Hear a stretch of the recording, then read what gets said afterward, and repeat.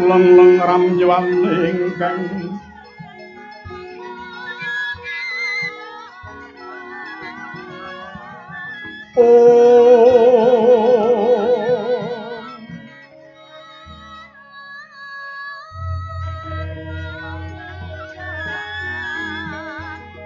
sasongko kumanyar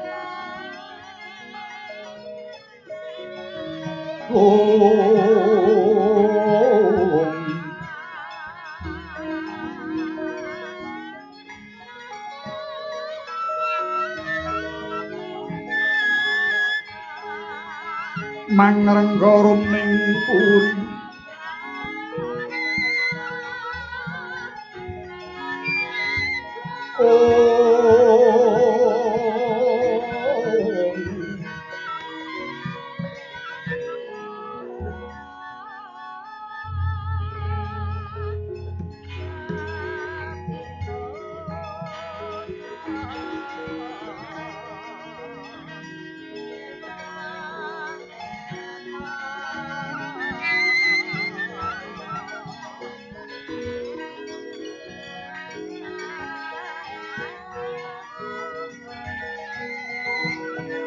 mangkin tanpa siring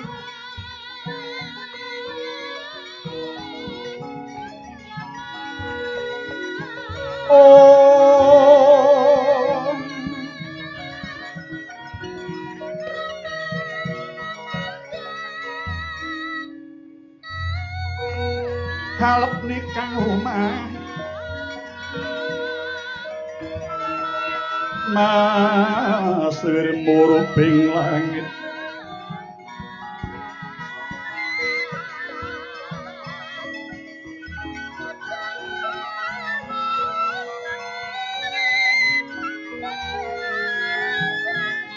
pakyan sarwa maneh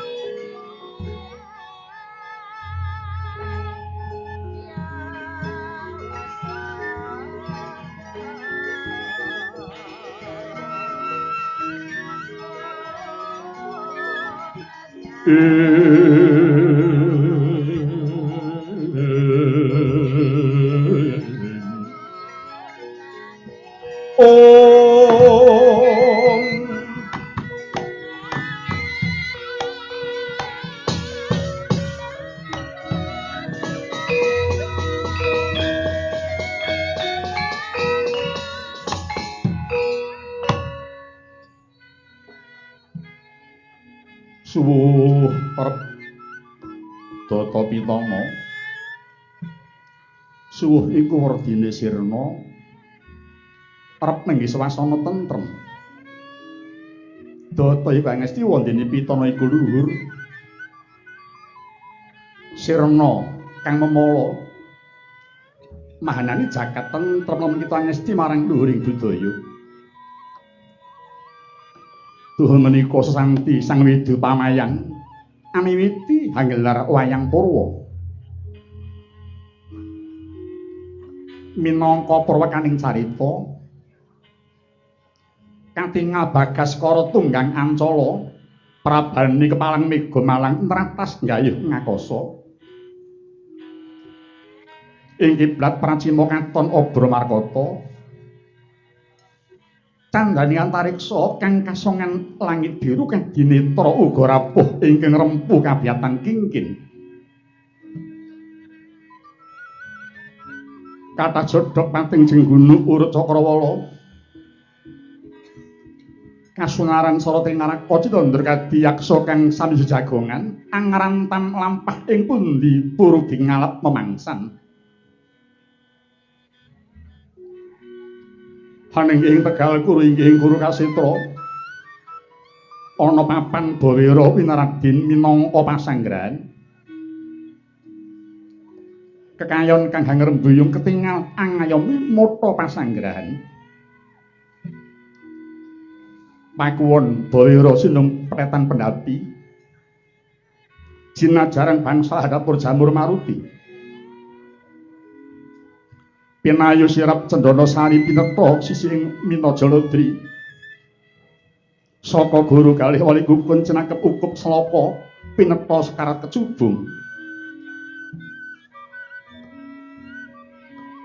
Jerambah jejubinan sinarasah sila tinata cinawi denta ginambar cakri kukila pinulas prada.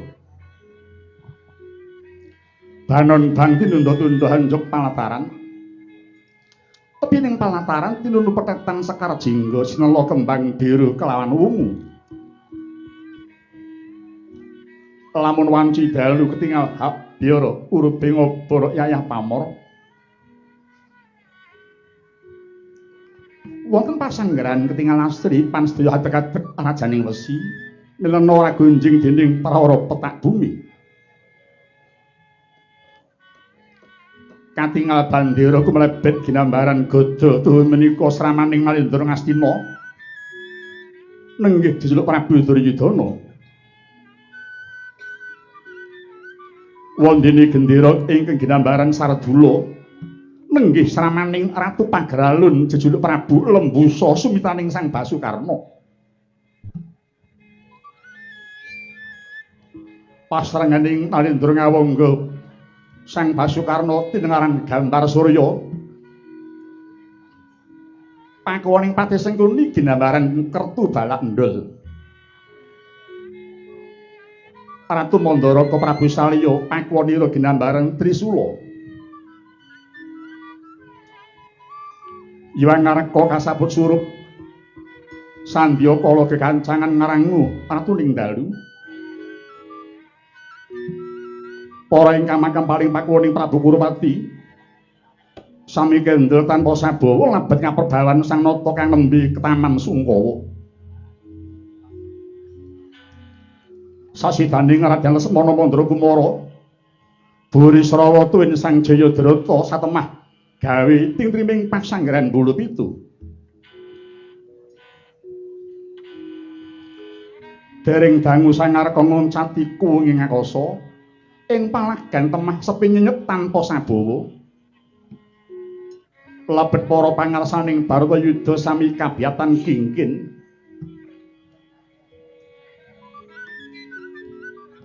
Kacarita tebu ing Baratayuda Jaya binangun wis kasembadan gangsal 12 hari. Selaminipun kalih 12 dinten barisan Ngastina den sirapateni Sang Prabata Reksi Wara Bisma. Dene ingkang trihari tasih Begawan Durna ingkang humadeg sirapati engga samangke. Ndungkap sontening dina kang kaping 15 kajawi telasing para narendra brayaning ura sawadya bal ingkang tanpa petangan. Para kadang pura ingkang cacah 100 namung kantun 19 kalebet Prabu Duryudana. Nadyan mangkono pambayuning Kurawa nenggih Prabu Kurupati ingkang tetela atos atine dasar wus kajiwan maning Ditya. Paripaksa dereng purun ngunduri sedyane denya parikedah numpes marang para Pandhawa.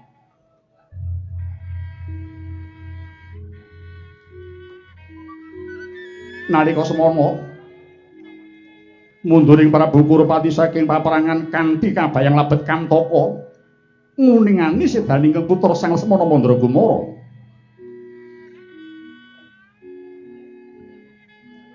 Nadyan sakmangke sampun nenget ing Purwadaksina parandene polatan tasih ketingal kadoh kitan. Langkung-langkung Narendra Mandara Prabu Salya ketingal jeger Yayak Kutu Gusinukarta dangu dereng keparing angunandika. Teka mangkono aturing Prabu Duryudana marang Prabu Salya mecah marang sepiringkang swasana. Om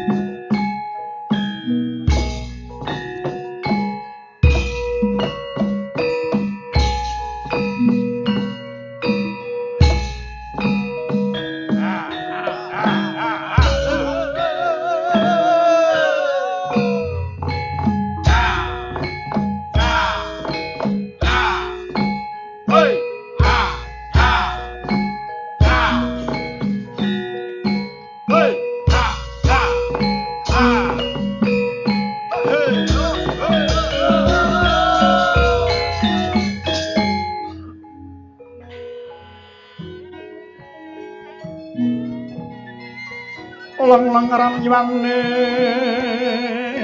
kang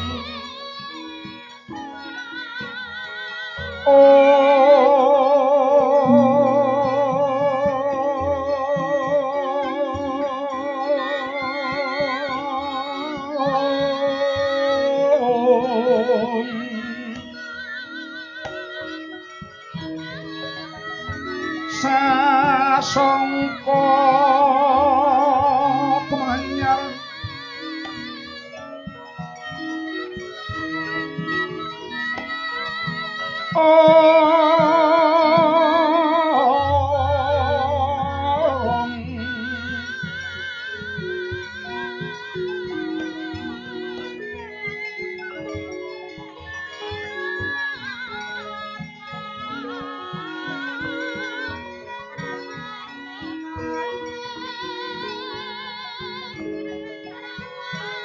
mangrengga runing puri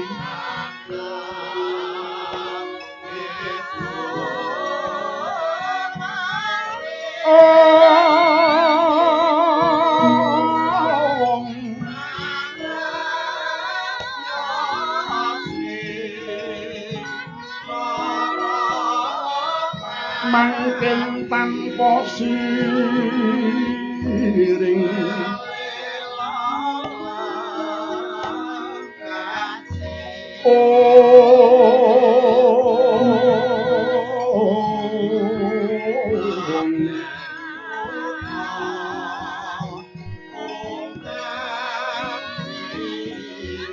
halep nikang omah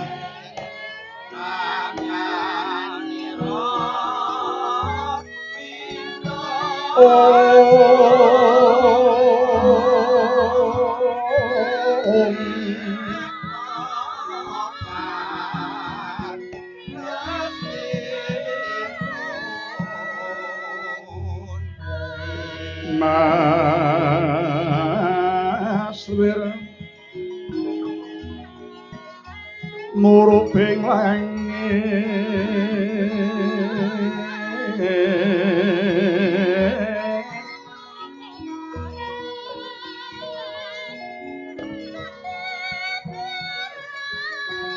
tekian sarwa manik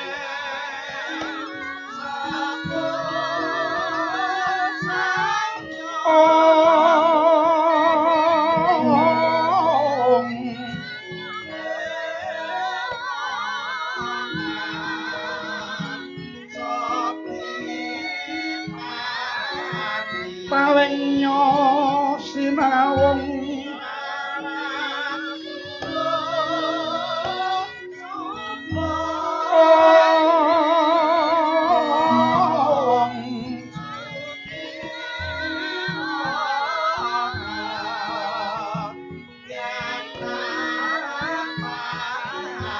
saksa sekara silji wong yen Panuwati lan nata Duryudana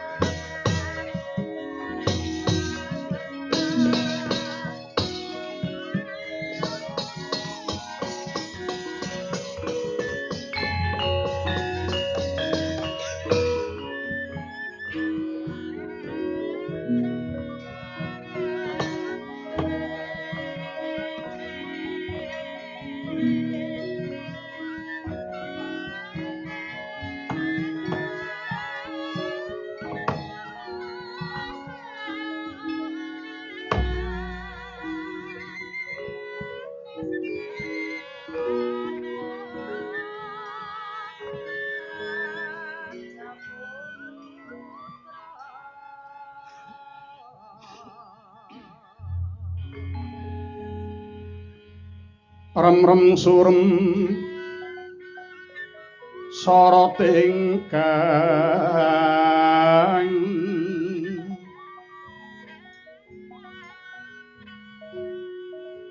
yuang ngareko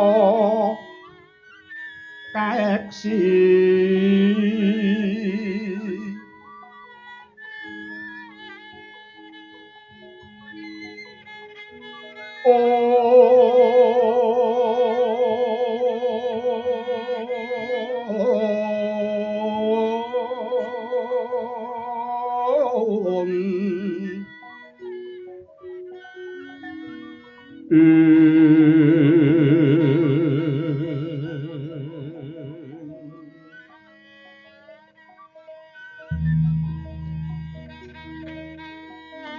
ucap ing aldaka murub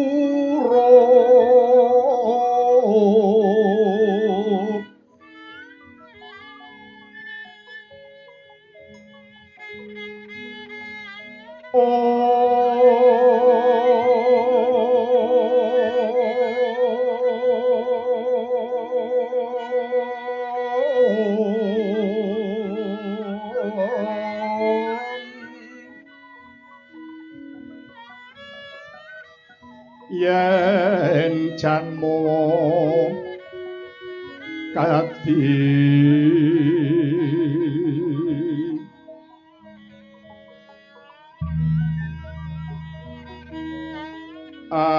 asungsas miteng kasih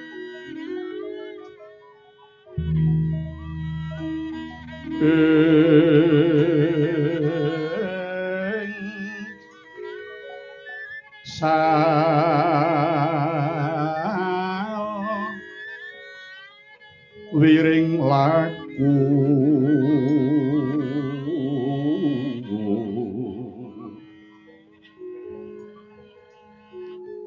lampahing dumadi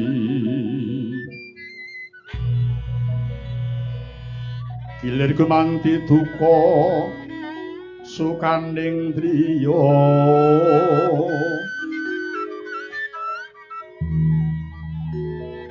yakti kegadangan pangsahing diri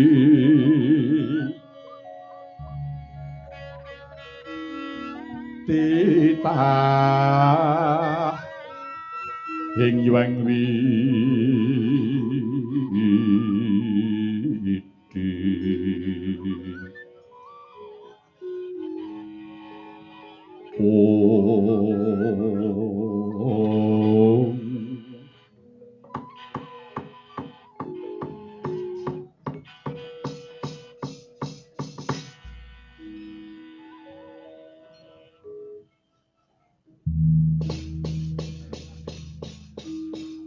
Yata wau Prabu Suyudana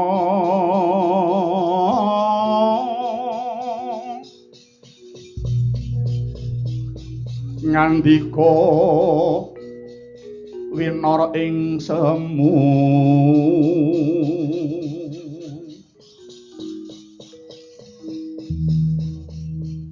tampil benjang dehulun panamung hamundi sabda njeng Rama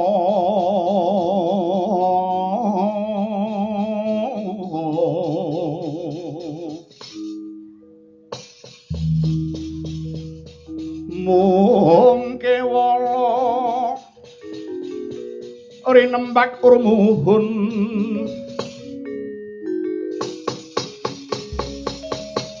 mring kadang Sata Kurawa mring kadang Sata Kurawa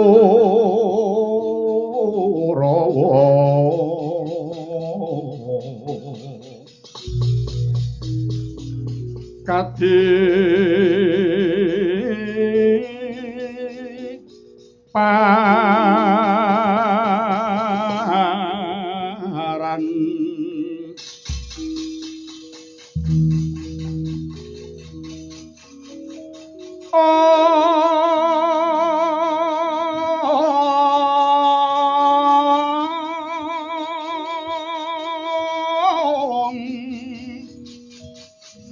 met marga kang prayoga kang pinanggya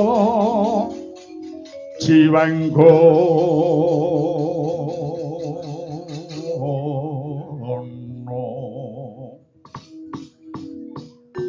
iwa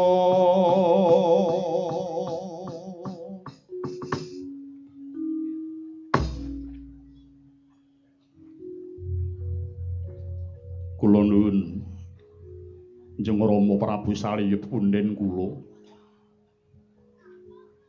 Diwaji Mandara kasembahan kula ingkang sipatitah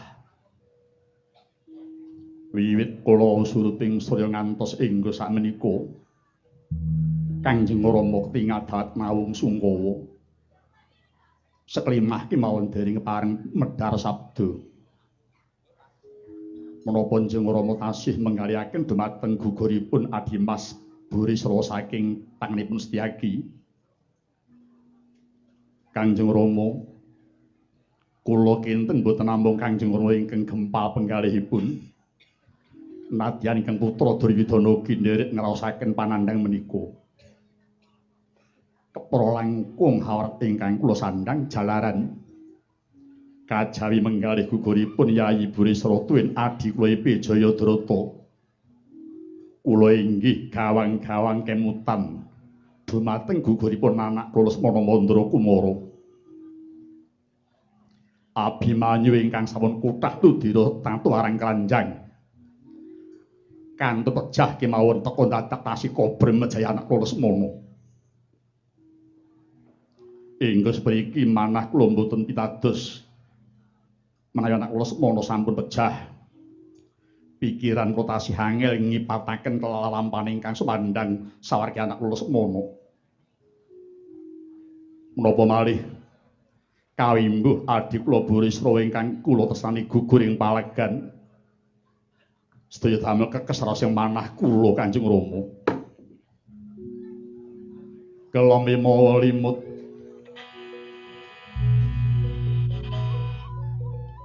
kalamatan jroning alam kanyo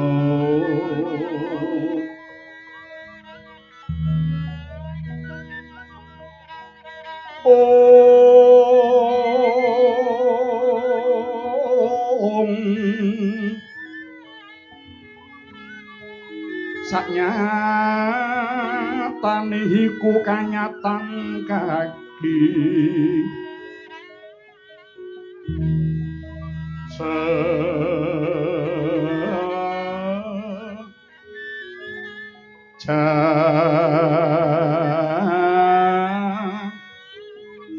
dene yen tanemu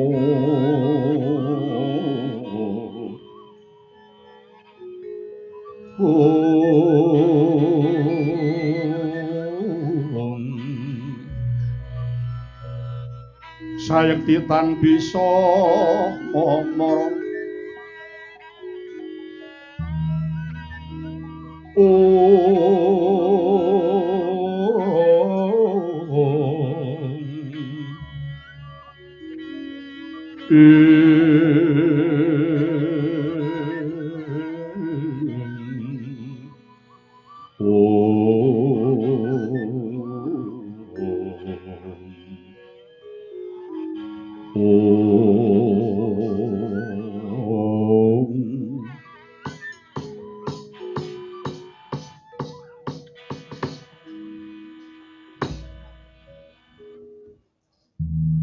Nun anak Prabu Kurupati wonten tau Kanjeng Rama pun bapa ngaturaken sanget genging panuwun dene paduka anak Prabu kepareng nélakaken duh kitaning penggalih awit saking guguripun aklipun Burisrawa. Paduka anak Prabu ugi ngendikaaken menggah kados menapa awrating penandang sabab pisah salaminipun kaliyan anak ingkang sanget dinama-dama inggih menika wayah kula Lesmana Mandra Kumara. Anak Prabu raos kula mboten benten kaliyan paduka kok nggih. Calonipun sejarah Mandaraka badhe cuthel. Cuthel. Sabab menapa? Anak Prabu pirsa piyambak. Hanggen kula Palakrama kaliyan Yayi Dewi Setyawati dening Gusti kang nyipta jagat pinaringan momongan sedaya wonten gangsal. Wonten gangsal. Ingkang estri 3, ingkang jaler kalih. Pembayun anak kula Irawati kagaro anak Prabu Baladewing Mandura. Angka kalih Surtikanti Ginarwa Ratu Ngawangga. Angka 3 Banowati kagarwa paduka Prabu Kurupati piyambak. Angka sekawan Burisrawa ngantos debuki pejah dereng gadah semah. Angka gangsal Wuragil Mandaraka anak kula Rukmarata inggih sampun pejah. Mestinipun anak kula jaler kalih kala wau kula gadang-gadang. Kula gadang-gadang salah setunggal wonten ingkang gemantos jumeneng nata sewanci-wancipun bapa menika lereh keprabon. Namung jebul mrucut saking gendongan lepat saking kudangan nggih. Jalaran anak kula jaler kekalihipun sampun ngurmiyini kula sawan wonten ing ngasaning Iwang Manon. Sami gugur ing Tegal Kuru labet nglabi paduka Prabu Kurupati. Semanten nggih wong ising perang Bratayuda Jaya Binangun. Nanging badhe menapa malih? Sesedaya kala wau sampun paduka temaha. Nggih. Sekawit manah kula inggih sisah sabab dipun tilar anak kula jaler kekalih. Namung sareng kula inggahaken saha kula andhapaken pikiran kula pinanggihipun jebul kula kedah ikhlas dumateng pejahipun anak kula kalih kula kok nggih. Sabab menapa?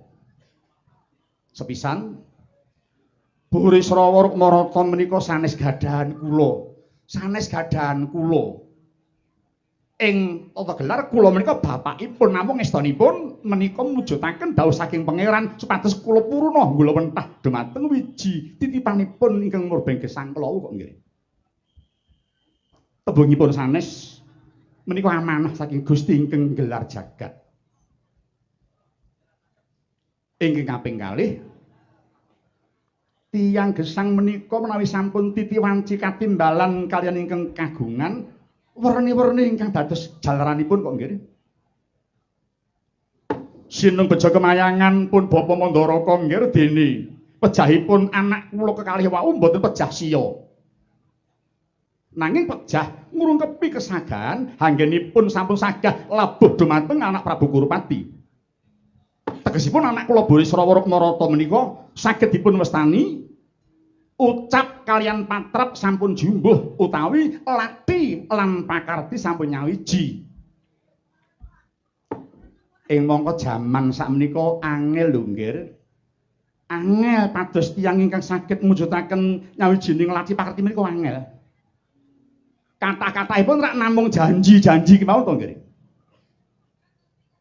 menawi nembe gayuh palenggan wah janjinipun sasak sundul langit menawi janji sedaya dipun suwuni pangestu wong meteng wae diparani jaluk pangestu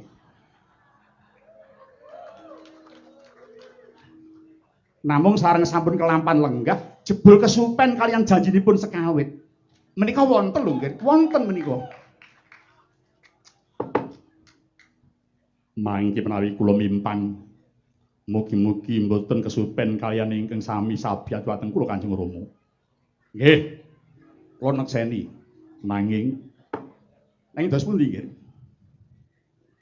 gumun kula salebetipun ngayahi Bratayuda ngantos dinten menika sampun kathah para satriya anung-anung ing Bulupitu ingkang pakuting Parananggana monggo Pandhawa tasih wetah Pandhawa tasih wetah menika tetela bilih ingkang gelar jagat boten adil kula nuwun sewu sinuwun keparenga kula munjuk atur nggih paman kerpa kados pundi sesambetan kalian dawuh paduka ing semu nglepatake dhumateng pangeran kula saged mboten sarujuk sinuwun mboten rujuk mawantu-wantu panyuwun kula nadyan paduka manggih pepeng ingkang sakelangkung dedet sampun pisan-pisan wani nutuh dhumateng ingkang gelar jagat mangke mindak paduka mboten pikantuk pepajar lho nggih kapara kula suwun paduka ngagengaken panalongsa dhumateng ingkang Maha Kuwaos supados tinuntun gesang paduka nggih nggih kajawi saking menika kula suwun anak Prabu keparenga menggalih kaniwening sebabipun menapa dene kathah korban saking barisan paduka tinimbang kalian barisaning para Pandhawa paman kerpa sing isih wening pikirane miturut pamaos sampeyan sabab menapa teka kathah korban para satriya ingkang bepanjuran Kurwati paman sinuwun mila kathah para satriya paduka ingkang gugur ing palagan saking pamawas kula jalaran barisan paduka kenging kula upamikaken kadidene jati ingkang ketulusuban ruyung liripun wonten pengawak Pandhawa ingkang tumut ing pasanggaran Bulupitu ngriki nggih sinten tiyangipun mboten perlu kula nyebat asma nanging wonten titikanipun kok nggih wonten titikanipun tiyang wau sagedipun namung ngumbar kesagan tur remen sesumbar tiyang ingkang remen sesumbar wau jebul babar pisan mboten tuwuh kewanenipun mila mboten mokal sauger janji mboten wonten kasunyatanipun sinuwun menawi tiyang wau sekti mandraguna saestu mestenipun lajeng magut ing palagan nrenggulangi mengsah nanging gandeng tiyang wau pengawak Pandhawa mila mboten aneh bilih piyambakipun mentala nyumurupi kathahing layon saking barisan Paduka anak Prabu Duryudana kalian malih sinuwun menawi tiyang ingkang ngaku sekti mandraguna menika wau saestu lumawan tanding mengsah Pandhawa oh kenging kula upamikaken wedhus prucul mengsah singa barong kok nggih singa barongipun menika Pandhawa dene wedhus pruculipun inggih menungsa ingkang sok remen sumbar kala wau mugi kawuningan sinuwun wiwit rumiyin mila wedhus prucul menika mboten mimpang mengsah kalian singa barong kapara malah dados tedanipun singa barong sinuwun prata muntap lirik netap cocok ang mawing wengit medhot paton ning lati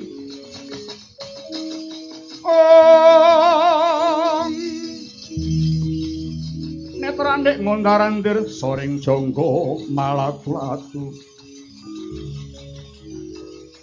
sinapet marang sekedeng bel murut metu dahanane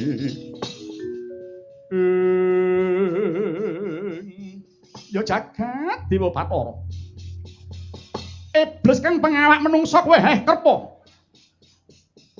Menungsa tuwek yen celatu tanpa ditata mung waton bisa ngucap lambene.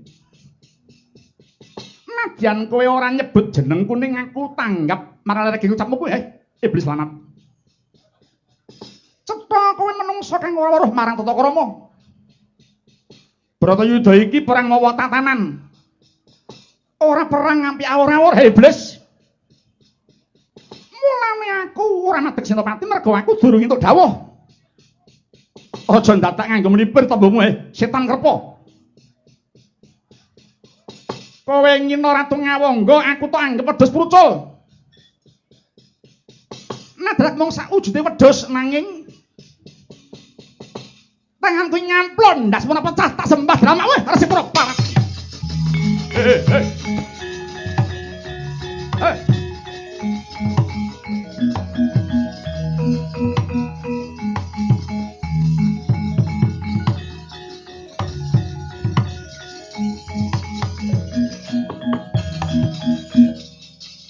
Niyata laruta saking dosa sang Kurukula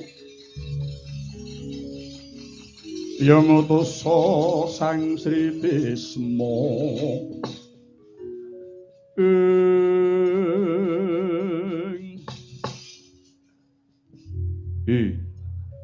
Karna kebangetan temen olehmu ora weruh marang Tata Krama Nadyan dadimu ratu mbiyen kuwi ya mung merga ganjaran ning tetep ora ratu to. Ratu to. Kudune nyawang. Iki ning endi le? Iki nang endi? Ora perwira Gus. Kowe menang karo pendhita sing wis tuwek. Yen kowe wong sing lantip panggraitamu, lantip pikiranmu kudune matur nuwun marang Kerpa kowe. Sebab apa? Pedhesing wicara saka Kerpa mau sak temene nggugah rasamu mecut gregetmu supaya kowe eling marang kesaguhanmu Karna. Yen pancen wong prawira aja ngenteni Balmara. Aja ngenteni Balmara ning Paranana pethuken bal mau Gus. Kakiat risang kapirangu Renangkul kinompet-empet Duh sanget naning pawana Wong Ya situ kang walang ati Ya situ kang sing tias Ya situ kang kudu kering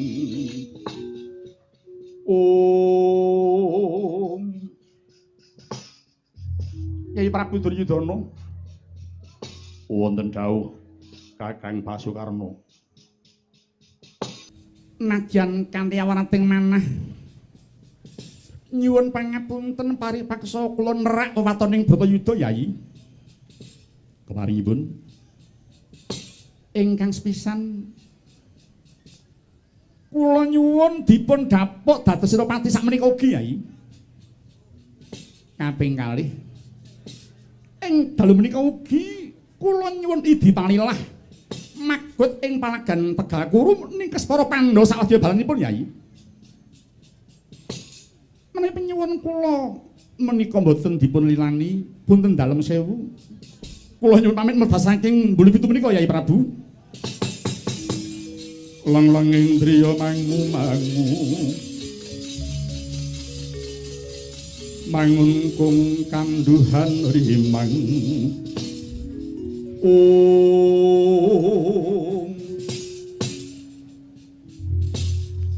Bi Paman Sungkuni kula nuwun sewu nggih gandeng menika tuwuh saking manah sucinipun Kang Raka Ngawangga langkung prayogi dipun lulusaken kemawon penyuwunipun Kang Raka Ngawangga menika nggih Paman wonten dawuh pernatan Bratayuda kawis disarujuki Pandhawa lawan Kurawa perangi wanci awan wanci bengi kanggo leren ora kena perang Yen nganti jeneng ingsun nglilani Kakang Basukarno maju perang ing bengi iki padha karo Duryudana nglanggar pernatan paman. Sinuwun. Piye? Tiyang perang menika bakenipun mimpang kok nggih. Mawi cara menapa kemawon dipun lampahi waton menang. Anak Prabu mboten perlu mitang iki nglanggar pernatan, mboten perlu dipun galih. Anak Prabu kedahenget pernatan menapa ingkang mboten dipun langgar nggih. Sedaya sami nglanggar aturan kok nggih. Tiyang perang niku mboten perlu ngetokke kejujuran. Dadi ya paduka dipun alem jujur, dipun alem resik, namung menawi kawon menapa mboten manah pituna piyambak anak Prabu. Dadi atur-atur miturut manut sumarah mring Gusti. Dene sidim yang utama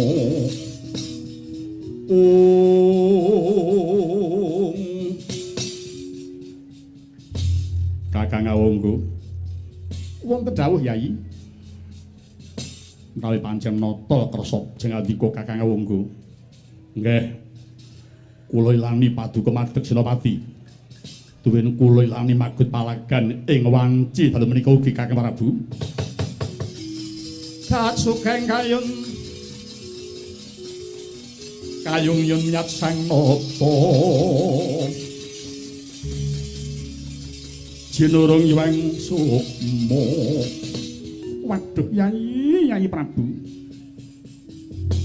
ngaturaken genging panuwun dene paduka sampun nglusaken dhumateng panyuwun kula Yai ingkang menika keparinging neraka nyuwun pamit anganti para wadyabala saking Awangga bidhal magut ing palagan dalem menika ugi.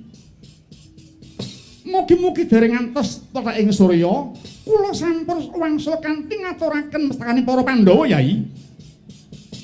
Nggih, matur sembah nuwun Kakang Prabu. Pamuji kula mugi paduka jaya ing palagan sembada ingkang paduka sedya Kakang Awangga. Matur sembah nuwun. Namung sekedhik kula atur piweling dumateng Prabu Kurupati. Dos pundi? Salebetipun pun Kakang magut ing palagan kula nyuwun para pinisepuh ingkang lenggah menika dipun aturana lenggah sekeca tuwin dareca. Kersanipun enggal lemah Kyai Prabu. Niat alangening kalang nyuwana gelar pandamun careng. Tinon rekonang surung sara tetahan padang.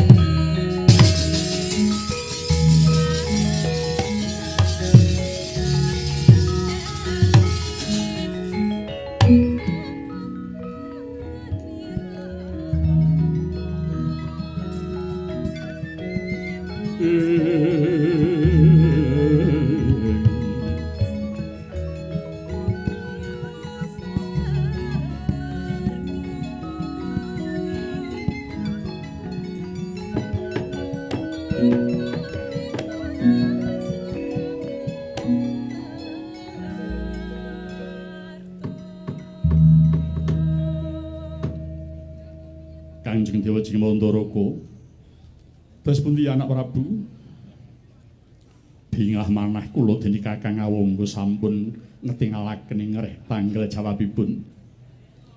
Ngudi pejaing Pandhawa saha nggayuh jayaning para Kurawa Kanjeng Rama. Kula inggih remen nggih.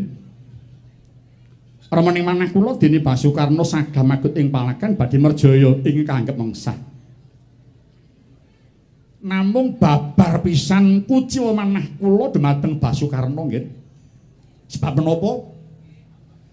jalaran piyambakipun sampun wani nerak dumateng pernataning Bratayuda. Menika sampun cetha menawi Basukarna manungsa ingkang boten wanuh dhateng tata krami nggih. Upamaya mangke mimpang nanging dandaning kemenangan wau tertamtu banger bacin anak Prabu ning rak menang. Dipun wastani banger bacin kersanipun sing baku menang. Anak Prabu Kurupati mboten perlu ngramesi semanten ingkang mboten remen nggih. Langkung-langkung rumaos nggumunaken malih raos ing manah kula.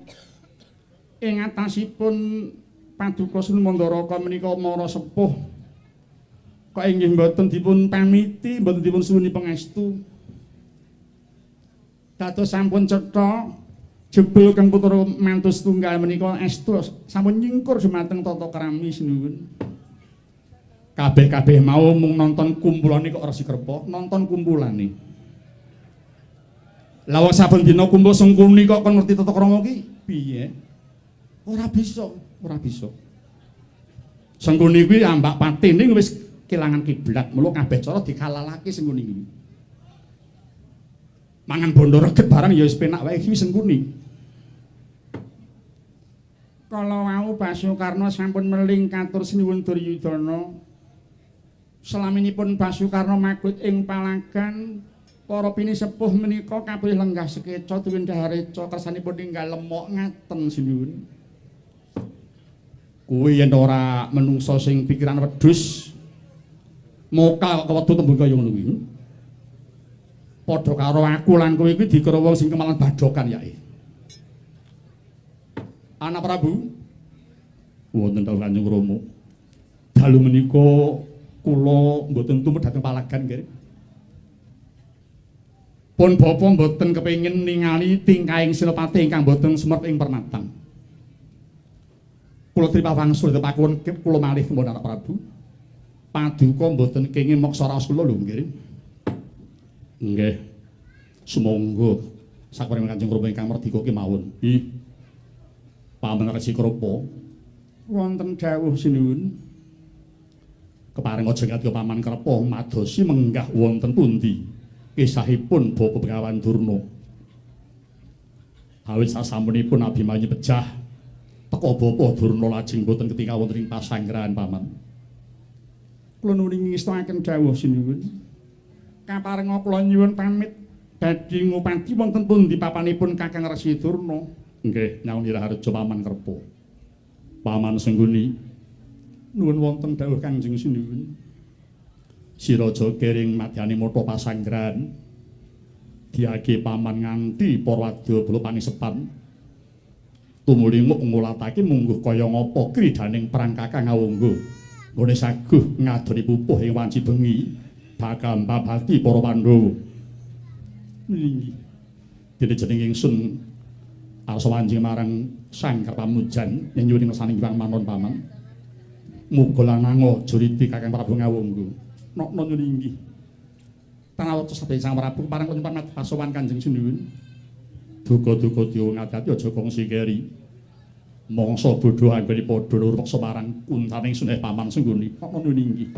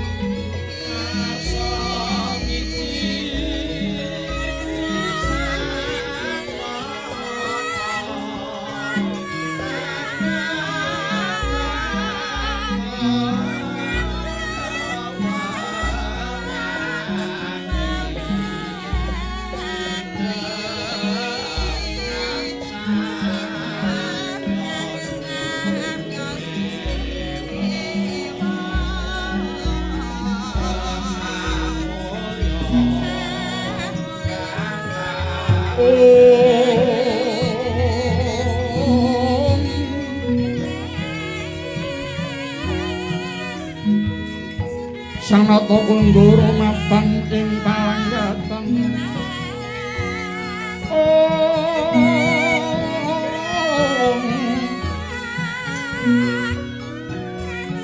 Kahaya para bagaya sri